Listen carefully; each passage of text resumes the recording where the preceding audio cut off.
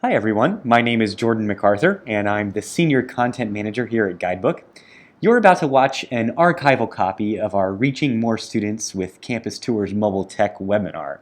I wanted to personally welcome you and thank you for taking a look at this session, and I hope you'll find it valuable.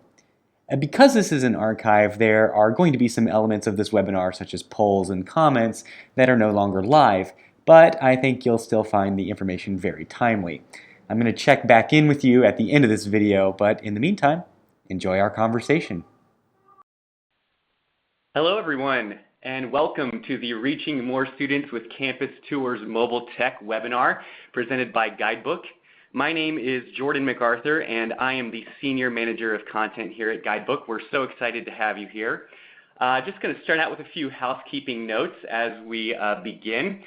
If you want to join in the conversation on social media, you can feel free to tweet with the hashtag TourTech today, and we'll be tracking those as we go along here, as well as tweeting ourselves. We have Allyson Trochez from the University of Oregon. Allyson is currently the Assistant Director for Visit Programs at the University of Oregon. She's also worked in residence life at UT Austin and academic advising and retention programs at the University of Oregon as well. Allyson has her MA in Higher Education Administration from Boston College. Welcome, Allyson. Thanks for having me. We're happy you're here. Also today we have from GuidebookEDU's team, Trent Sandles. Trent is currently an account manager with GuidebookEDU, but before that, not too long ago, he was the campus visit coordinator for Texas Wesleyan University, where Trent implemented the model for campus tours, admitted student days, preview days, and junior visit days. He also served as the sponsorship committee chair for CIVSA National in 2015. Trent, thanks for being here. Thanks a lot for having me. I'm looking forward to it. Excellent. I want to kick this off with a question to both our listening participants as well as our presenters here. Allyson, let's start with you. Over the past few years, how have you seen mobile communication impact the recruitment message? Yeah, certainly. So we know that students are using smartphones more than ever these days, and it's still a growing market that we're trying to tap into. But we started with some of the most obvious forms with, Facebook and Instagram and social media, and making sure that we have accounts to reach out to our students in that way, because we know that they're using those and they're increasingly looking at that more than they are reading the emails that we're sending them. So beginning with those, we wanted to increase our interest and share our message and more information about the U of O. I think for us now, we're trying to move into what can we do that's different, what can we do that stands out, that's more than us joining a social media site.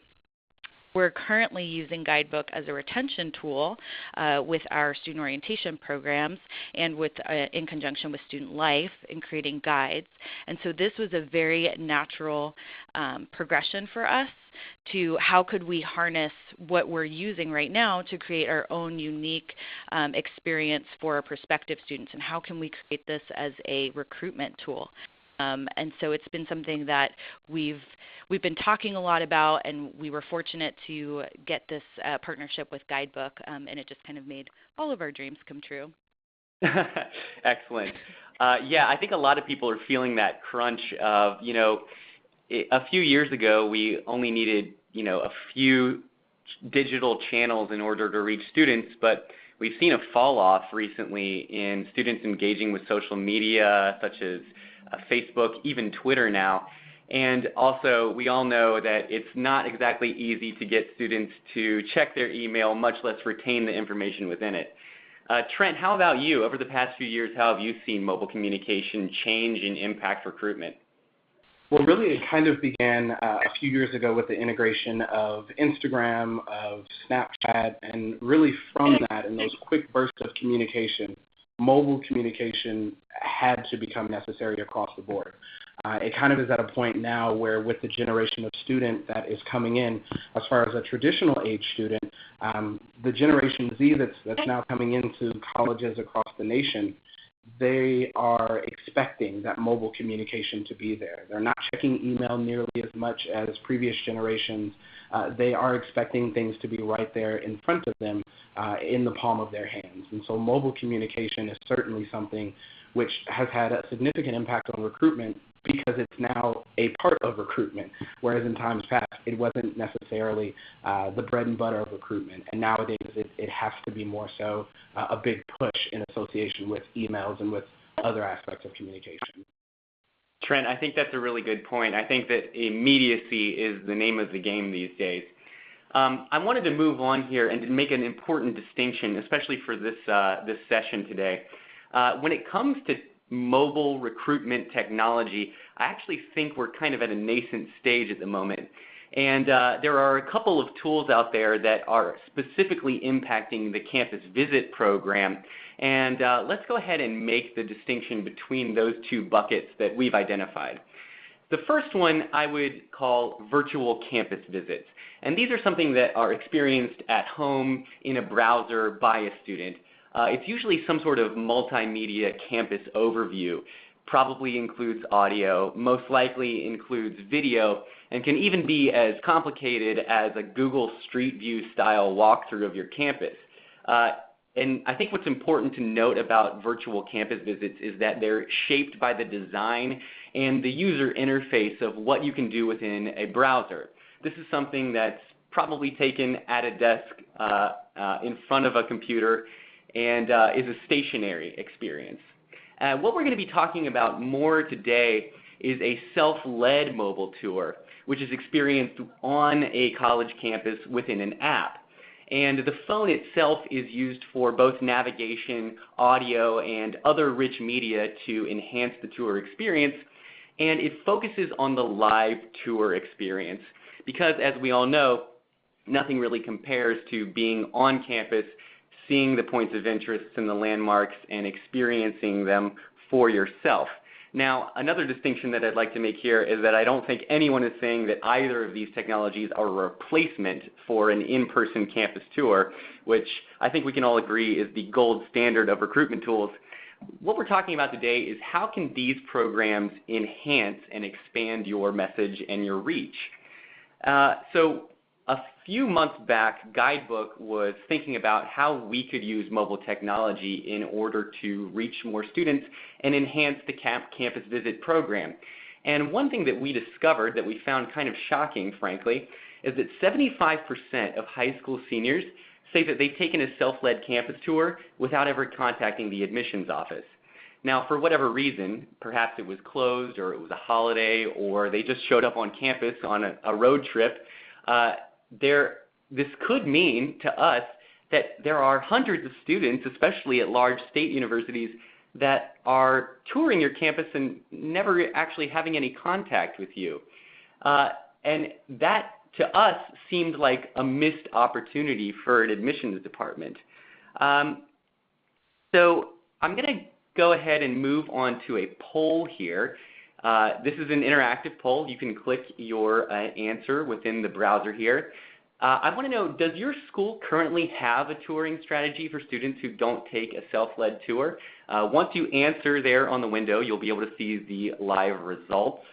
Allyson, I want to ask you, were you aware of this population who was kind of flying below the radar of the in-person campus tour before you adopted a mobile solution?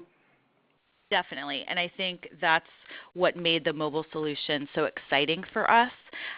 We were always getting calls and emails and requests for tours outside of our normal tour hours or during breaks when we were closed. And we want to be able to serve everyone who comes to campus because we want them to get that information, the messaging that we're trying to send to our prospective students.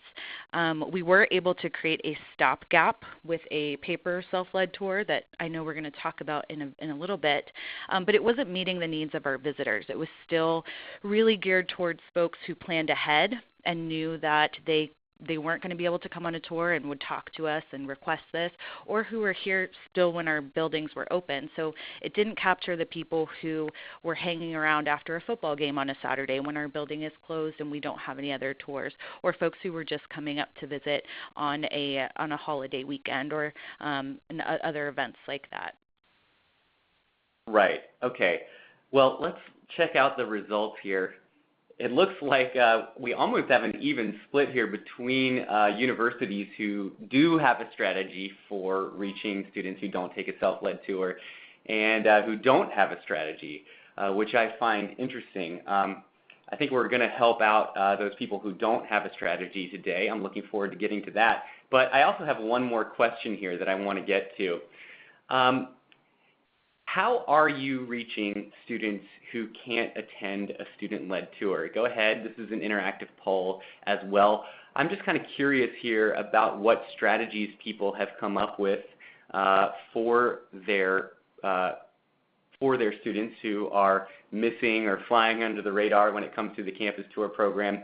Trent, I want to ask you, which of these solutions were you implementing at Wesleyan, if any of them? Well, there wasn't a definitive breakdown in regards to what we did for those individuals that were coming on campus. We had thrown around the idea of doing printed schedules outside of our office so that students had the opportunity to grab a campus map and walk around campus. But we also weren't 100% sure of exactly how many students were coming to campus. I can think of times where I would be on campus during holiday breaks catching up on work or what have you, and students would knock on the doors to see if we were offering tours. Now, we did have kiosks around campus which identified where you were and then identified a portion of the campus itself that you could go around. But really, there were portions of campus and some of the most important parts that students weren't able to get into. So, for instance, housing. So many students wanted to see the housing portion of campus, but that was gated off for security reasons. And so really the aspect of the student-led tour for those individuals that would come outside of normal tour times, we weren't able to adequately touch on that as much, whether it was via a printed paper program or a kiosk on campus. That wasn't something that we were able to, in my opinion, adequately work with and work on. Okay. So it looks like here that 47% of our participants today are using some sort of printed paper program, as well as about 54% of those people using a virtual tour on a website as well, like we talked about that static experience. And then almost 20% of the people here today are just, looks like they're having trouble reaching these students with any sort of strategy. So, what we want to skip to now is the way in which the University of Oregon is approaching this problem, which is that second type of technology that we mentioned, a self-led mobile campus tour. And as you can see here, the tour itself lives within an app on a prospective student's mobile phone. The University of Oregon, in this case, already was working with Guidebook and had an app called Be a Duck, which was a new student-focused app that especially housed guides for new student orientation and Welcome Week. And now they've actually extended their reach by including a mobile campus tour within that app as well. Allyson, tell me about we got into it a little bit, but I'd be interested to hear more about the days before your self-led mobile tour. What was your strategy there? And we talked a little bit about your paper walkthrough, which we have here on the screen. What was the strategy for getting that out to people? We initially, when I first came into the position, it was just by request. So we would have them at our information desk where the tours began, and then we also had a PDF copy that we could email to folks who contacted our office. We noticed that we were getting many more of these requests, especially with folks coming to campus on weekends. We don't offer as many tours, and so we created a link on our website where we could track how many requesting those tours because we were hoping to see what our needs were for this, how many people were actually coming outside of the time. And we've only started tracking this back in August, so it was a year after I got here when we actually started tracking it. And so it wasn't very easy for people to get this, but we did have it. And it was a very basic, as you can see in the slide, that's all the information that was on there. So all of the buildings are numbered, and then there's brief information about each building there. But it doesn't really include what we consider to be the crux of the ambassador-led tour, which are the student experiences, the stories that the students tell about the research that they get involved in, and the campus clubs and intramural groups, and where they lived on campus and where they like to eat. So those things we really weren't getting to with the paper-led tour. Yeah, Allison, I think that's a good point, is that we want to track this. We want to have data, especially on, if there is a way to capture the numbers on these students who are not taking an ambassador-led tour, that can add to our arsenal of information. However, with something like a paper tour, it becomes a manual bit of labor that then is just another thing on your to-do list, I would imagine. Exactly. It wasn't an easy way to track, and even then, folks could come to our information desk and just grab those, and we weren't tracking those as much. We were just tracking really the people who were planning ahead that I mentioned before, and we don't have the same kind of kiosks that Trent mentioned where folks could go and pick up a led tour. So it was very difficult, and we knew that we had plenty of people.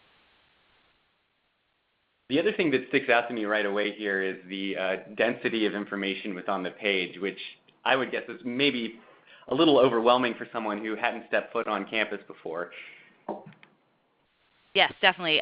We did receive that type of feedback too, which is really what led to our impetus to try to move away from that, because it was just very dense, and it's very technical information. It's not fun, which is what people usually get from the student-led tours. It's very just basic, cut and dry, and it's difficult to follow if you're not familiar with campus. Right.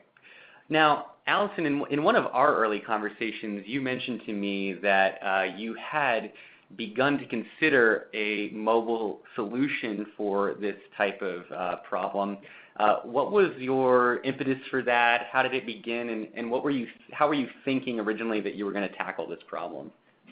Yeah, so as you mentioned, we already had, our office orientation programs already had a relationship with Guidebook in that we used the GuidebookEDU app for our new students, and we really we knew that our paper self-guided tour was not working the way that we wanted it to. We knew that it could be better. So we started to explore other options, including a virtual tour, or including creating a Guidebook guide that was kind of a virtual version of the paper one, but with more pictures and more students. We really wanted to try to use students on campus to do videography for that, to do audio recording, but in the end that proved to be really challenging because with our students, they're usually doing that attached with a class, and just timing became really difficult. So when Guidebook was beginning to create these tours, it was kismet. It just came right at the perfect time for us when we were really struggling to figure out where our next steps were going to be. We knew we were going to do something different. We knew that what we were doing was not as effective as but we were struggling to find the perfect. I think a lot of campus administrators, their first reaction to solving a problem, especially when it comes to technology, is perhaps there is a student that can take care of this for us. Exactly. And we run across that a lot here at Guidebook, and certainly I'm sure there are instances where that can help, but there are always downsides because students leave, and then the issue of sustainability and scalability pop up pretty immediately there. I want to move on to the solution that we've partnered with Allyson to provide at the University of Oregon, which is the Campus Tours mobile app. And you can see here there's a few screenshots from that app. The one on the far left-hand side shows that the campus tour is a GPS-led tour. And then in the center there, you'll see the screen of when a student reaches a point of interest, they'll get some rich media, including an audio presentation about the area in which they're currently in.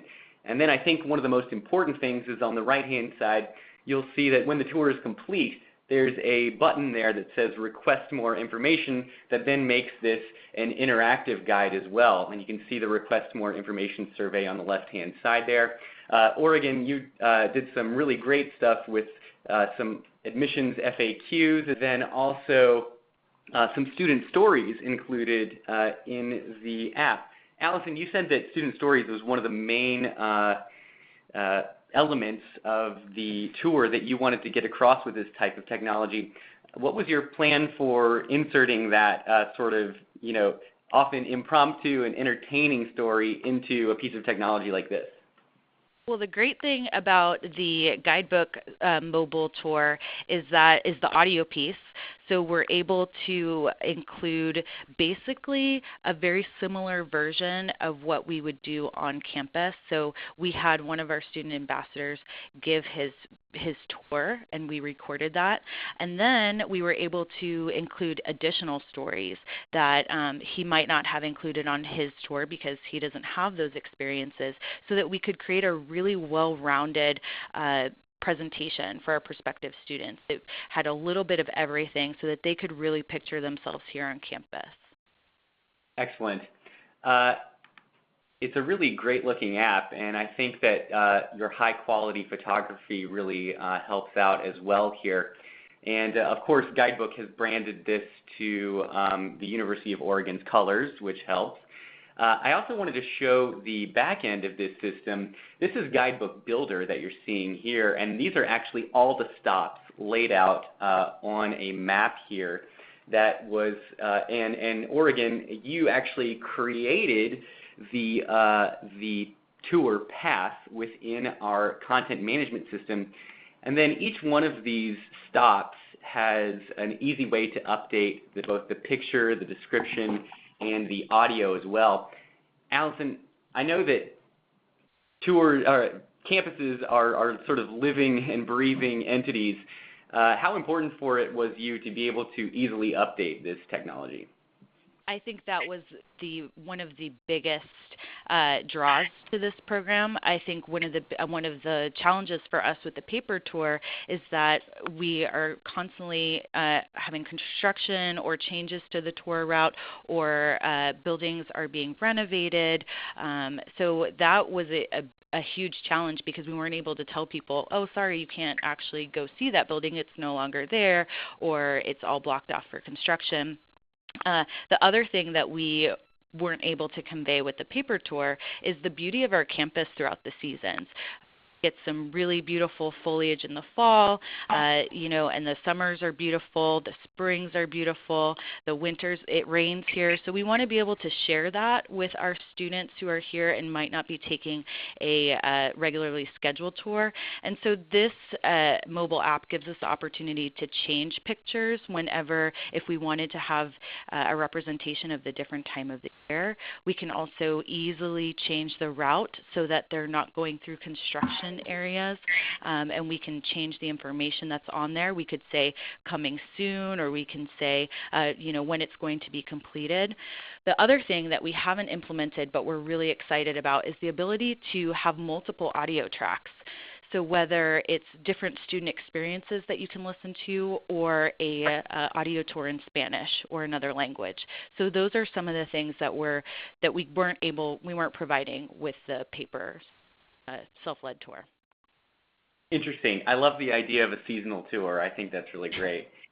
Allyson, I want to get here to, you have this great tool, but a lot of times I'm imagining this is going to be an impromptu tool.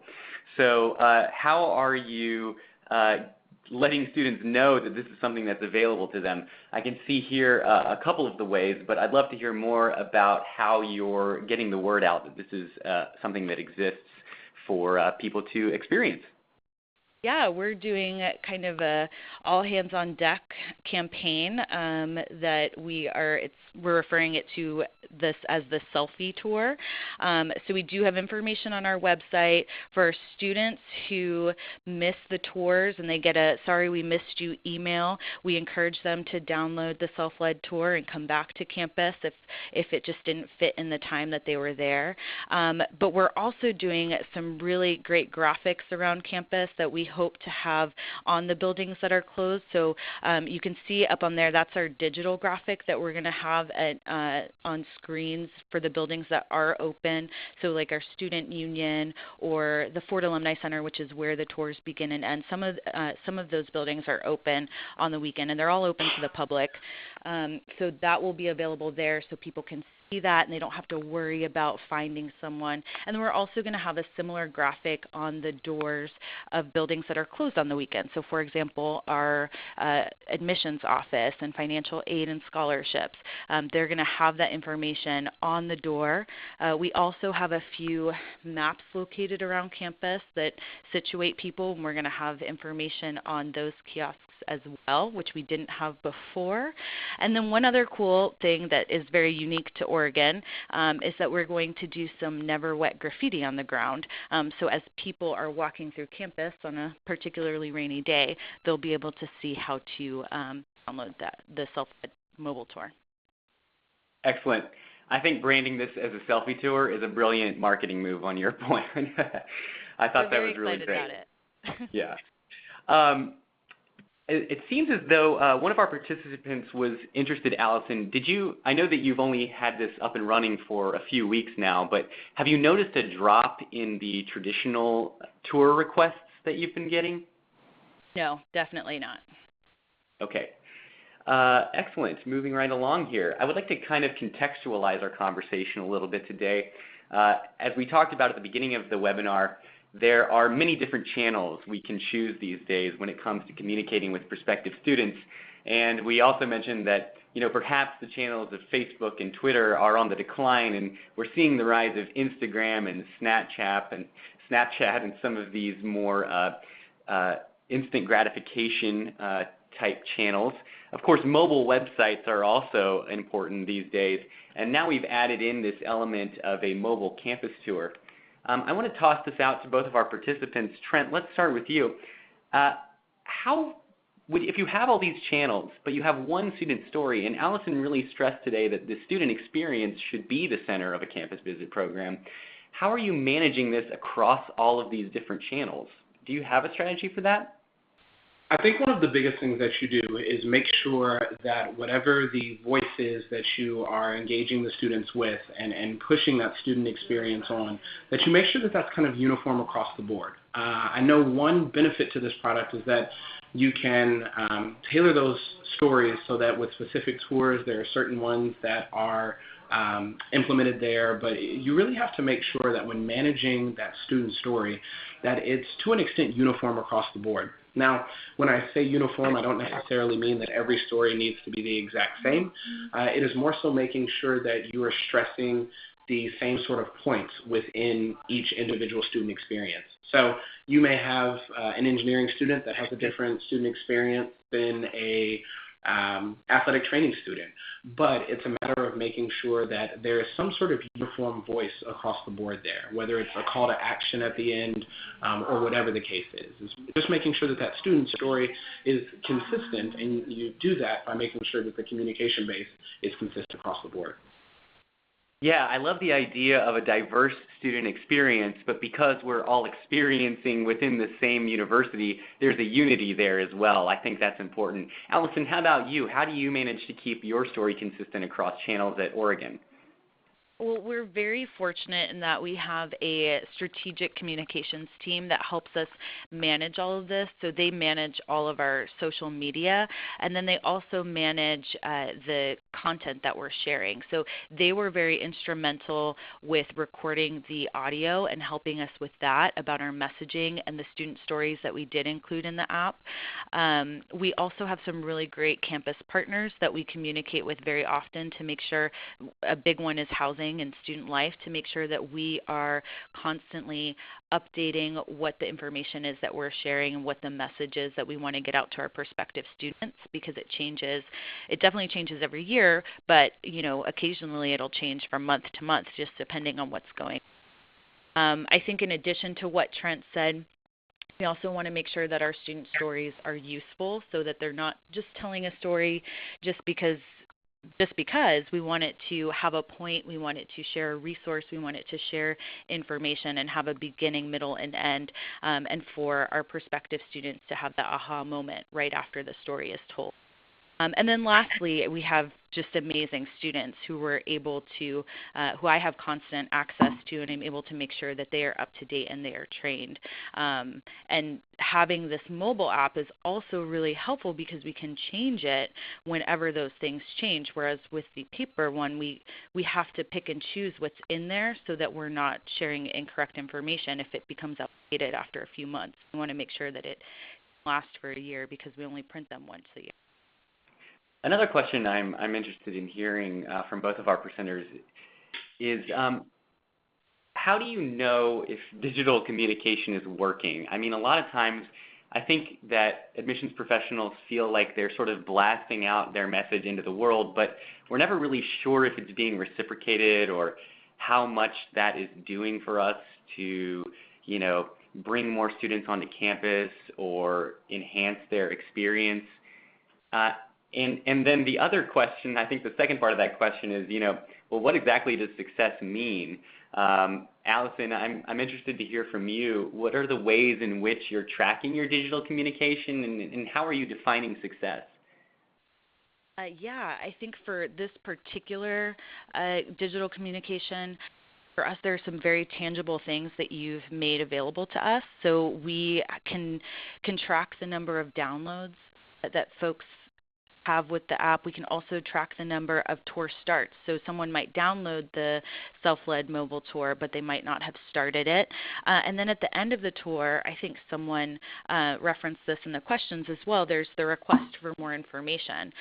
That is going to come back to us so that then we can start connecting with those students in other ways, whether it's sending them search pieces or sending them emails or letting them know how to connect more with Oregon. So those are some very tangible things to see if folks are using this app and to see if they're benefiting from it. But I think ultimately for us, we are just hoping to get to the folks. We want people to know that if they come to the University of Oregon and they can't take one of our regularly scheduled tours, this is making a statement that we still care about them and we still want them to have that experience while on campus. And so we're offering this opportunity for them and hopefully increasing our visibility and increasing interest in the University of Oregon and ultimately more applications. And I think, Allyson, at one point you also mentioned to me that just the quality of the tour experience, although maybe not such a tangible metric, is definitely a success point for you. Trent, how at Texas Wesleyan were you defining the success metrics of your digital communication program? Well, that really kind of began within our CRM. So what kind of that aspect of digital communication and how we would gauge that was a combination between our CRM and then our texting software that we had as well. And so really gauging the response rate. So it was very simple to gauge that. If you send out information to 100 students and 50 of them respond to that text message, then there's your analytics that way. So that was one way to gauge that digital communication. Of course, initially starting out, this can be difficult if you don't have a base of digital communication to begin with. But that also can be a positive because it is a necessity, but it also means that that's an untapped market for you. So really, when you think about what working means, that is going to be dependent upon each institution. It depends upon the number of students that they are trying to reach via digital communication. It depends upon the expectations that they have for reaching those students within a period of time, whether it's within months, within a year. At Texas Wesleyan, for us to reach 50 students via digital communication and have active feedback that way would have been a great number. At some larger institutions that have an incoming class of 6,000 students, they may be looking for higher numbers than that. I would hope that they're looking for higher numbers than that. And so with that, working is going to be kind of on a case-by-case basis. But since there isn't necessarily a foundation for those students that you don't know are coming to your campus, then virtually anything can be seen as working. It's just a matter of what that percentage is as you move forward and making sure it's consistently increasing. Excellent. I'm seeing some questions here in the comments regarding this data and how it's actually collected within the Guidebook Campus Tours app. And I think it's important to note that no matter what technology you're laying on top of the digital communication process for your school, the benefit of that is that you're going to be able to pull data out from that. And without digital communication, you're sort of leaving it up to the fates whether or not you're going to make a connection with that student. And I think we can all agree that we're going to benefit here from actually being able to poll our students and collect their information, especially if they were on a tour that we didn't know they were on. In Guidebook specifically, on the left-hand side, this is an example of a post-tour form. And this has been actually completely customized by the University of Oregon. So the fields that they used within their post-tour survey were created by them. And they are then able to collect the data that they need in order to make their tour program successful. Allyson, do you have anything to add to that in terms of data or statistics or this call to action idea at the end of the self-led tour? No, I think I would just add that Guidebook was really helpful in making sure that we got the data that we wanted and that we didn't have to conform to anything. It was really open-ended, and there's the ability to change it. Excellent. Okay, I'm going to move now to the question and answer portion of our webinar. I have some questions here that we're going to run through. I just also want to bring it to your attention that Allyson and Trent have been very gracious today to give us their emails. So if you have individual questions for either of our presenters after the webinar, feel free to email them, and they will reach back out to you with their personal answers here. I have an interesting question here from Fran, and I think I'm going to toss it to Allyson since this is something that you've implemented on your campus. I would imagine for students who are taking any kind of self-led tour, whether it be a paper tour or a digital mobile tour, how do you deal with the safety concerns there? Yeah, so our campus is an open campus, and we often have visitors that we can't track. None of the tours take them through residence halls, which would be the primary concern. They can definitely go through the public spaces, the dining facilities, but everything else takes them through open buildings that are open to the public. So we were very cognizant of that when we were planning this. And even then, we're very guarded in going through the residence halls during the regular tours. So I hope that answers your question. I've been thinking about that. Sure. I think, Allyson, the summary there is that, there are already procedures on campus and when it comes to security. And so as of right now, the buildings are secured in a way that, no matter who comes on campus, we're going to keep the students safe. Yeah. A couple of people have asked what exactly the types of data are available. I just want to add here that in addition to the custom data that you collect through your survey, Guidebook also has a dashboard that allows you to see the number of downloads, which menu items students are tapping on, as well as even the locations, the general locations of where your app has been downloaded on a map. So that those data points should be great for helping you figure out what the return on investment and the value of the tour is for you.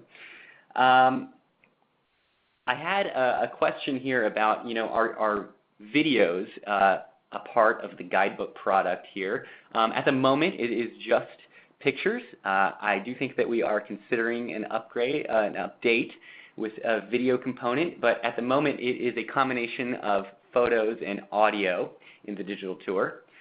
And Also, I did see a question about whether or not this tour works within buildings as well as outside.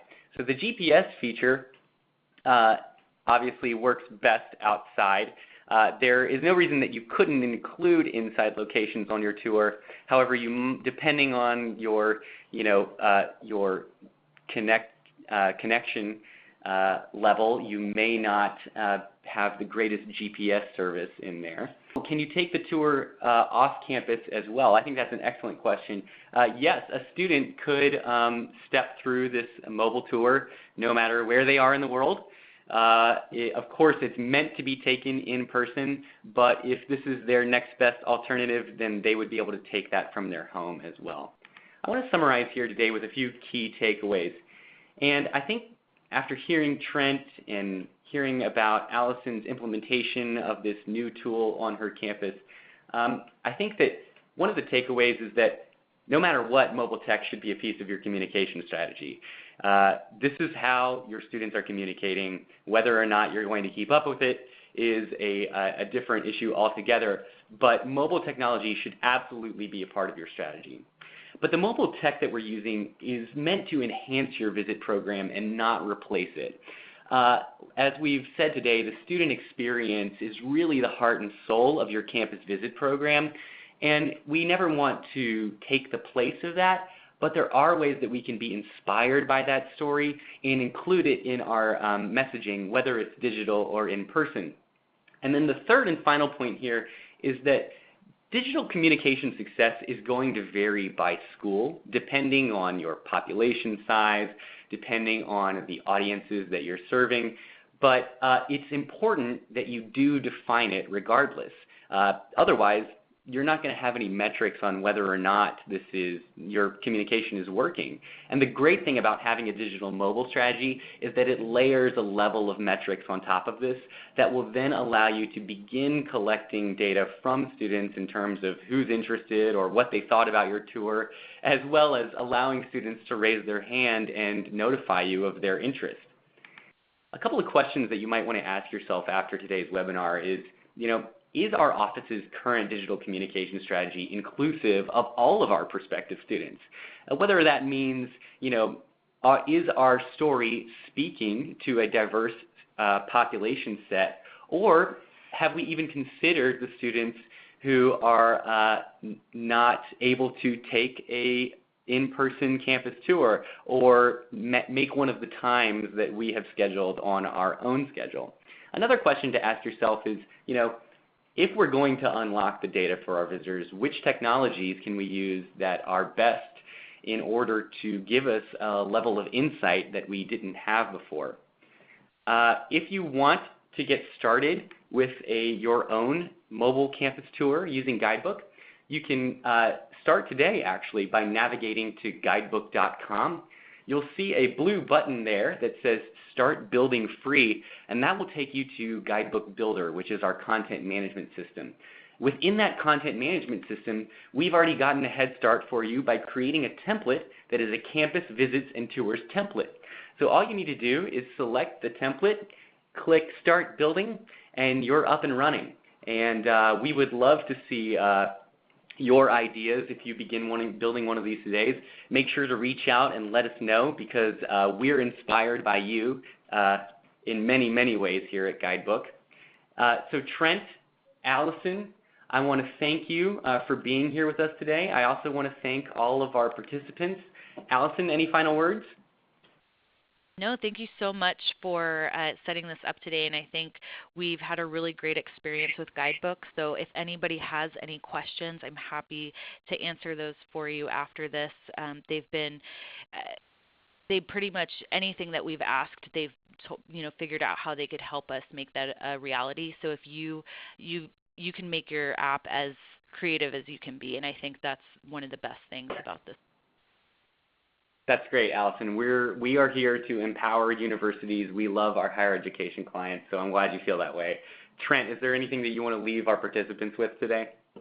As was kind of mentioned, one of the most important things moving forward that can be done is identifying your own digital strategy. So whether that is integrating the tour aspect or having to start a little bit farther back and really just implementing some sort of digital communication.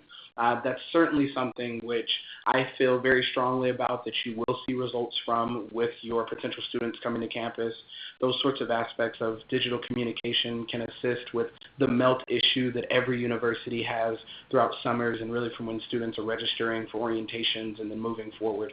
So certainly please don't hesitate to reach out to us, or if you just would like to talk about your digital communication strategy and maybe suggestions or ideas that we have seen not only here at Guidebook, but we have seen just across the board with higher education. Certainly feel free to reach out to us, and thank you for joining us today. This concludes our conversation about Campus Tour Mobile Tech. I really hope you found some value in it. I want to invite you to try your hand at building a campus tour on Guidebook Builder like we discussed by visiting guidebook.com and clicking Start Building Free. If you want to talk to us personally, we're happy to chat with you about how you can make the technology that you've seen today a reality for your school. Simply click the link that I've included in the description of this video and fill out the request form. Then we'll have a higher ed expert get in touch with you shortly. Thanks again for watching, and be sure to show us what you build.